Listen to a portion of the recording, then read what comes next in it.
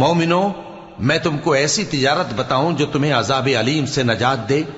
وہ یہ کہ اللہ پر اور اس کے رسول صلی اللہ علیہ وآلہ وسلم پر ایمان لاؤ اور اللہ کی راہ میں اپنے مال اور جان سے جہاد کرو۔ اگر سمجھو تو یہ تمہارے حق میں بہتر ہے۔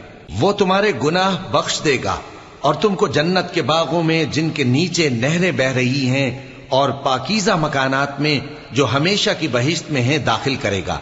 یہی بڑی کامیابی ہے۔ اور ایک اور چیز جس کو تم بہت چاہتے ہو، یعنی تمہیں اللہ کی طرف سے غلبہ نصیب ہوگا اور فتح عنقریب ہوگی، اور مومنوں کو اس کی خوشخبری سنا دو۔ مومنوں، اللہ کے مددگار ہو جاؤ، جیسے عیسیٰ ابن مریم نے حواریوں سے کہا تھا کہ بھلا کون ہے جو اللہ کی طرف بلانے میں میرے مددگار ہوں؟ حواریوں نے کہا کہ ہم اللہ کے مددگار ہیں۔ سو بنی اسرائیل میں سے ایک گروہ تو ایمان لے آیا،